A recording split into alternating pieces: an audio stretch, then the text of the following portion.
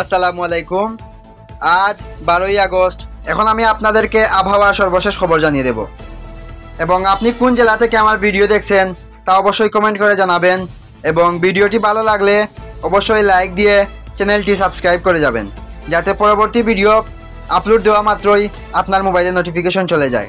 আগামী 48 ঘন্টার মধ্যে উত্তর পশ্চিম বঙ্গোপসাগর ও তৎসংলগ্ন এলাকায় একটি লঘুচাপ সৃষ্টি হতে পারে বলে জানিয়েছে বাংলাদেশ আবহাওয়া অধিদপ্তর।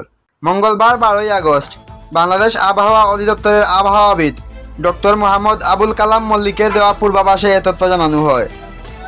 আবহাওয়া অফিস জানায়, বুধবার 13 আগস্ট সকাল 9টার মধ্যে রংপুর, ময়মনসিংহ ও সিলেট বিভাগের অনেক জায়গায়, রাজশাহী ও চট্টগ্রাম বিভাগের কিছু কিছু জায়গায় এবং ঢাকা, খুলনা ও বরিশাল বিভাগের 2-1 জায়গায় অস্থায়ীভাবে দমকা হাওয়া সহ হালকা থেকে মাঝারি ধরনের বৃষ্টি অথবা বজ্রবৃষ্টি হতে পারে। সেই সঙ্গে রংপুর, ময়মনসিংহ ও সিলেট বিভাগের কোথাও কোথাও মাঝারি ধরনের ভারী থেকে অতি ভারী বর্ষণ হতে পারে। এছাড়া সারা দেশে দিন ও রাতের তাপমাত্রা প্রায় অপরিবর্তিত থাকতে পারে।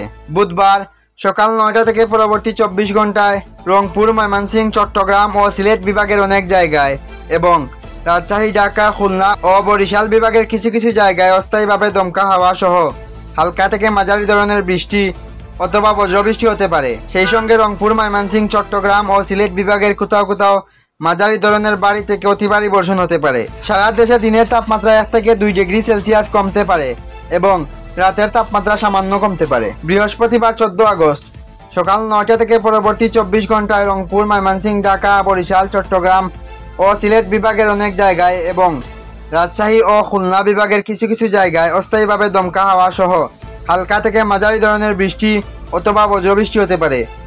সেই সঙ্গে সারা দেশের কোথাও কোথাও মাঝারি ধরনের ভারী থেকে অতি ভারী বর্ষণ হতে পারে। এ সময় সারা দেশে দিন ও রাতের তাপমাত্রা প্রায় অপরিবর্তিত থাকতে পারে। শুক্রবার 15 আগস্ট সকাল 9টা থেকে পরবর্তী 24 ঘন্টায় খুলনা, বরিশাল, চট্টগ্রাম ও সিলেট বিভাগের অনেক জায়গায় এবং রংপুর, রাজশাহী, ময়মনসিংহ ও ঢাকা বিভাগের কিছু কিছু জায়গায় অস্থায়ীভাবে দমকা হাওয়া সহ হালকা থেকে মাঝারি ধরনের বৃষ্টি অথবা বজ্রবৃষ্টি হতে পারে। সেই সঙ্গে সারা দেশের কোথাও কোথাও মাঝারি ধরনের ভারী থেকে অতি ভারী বর্ষণ হতে পারে।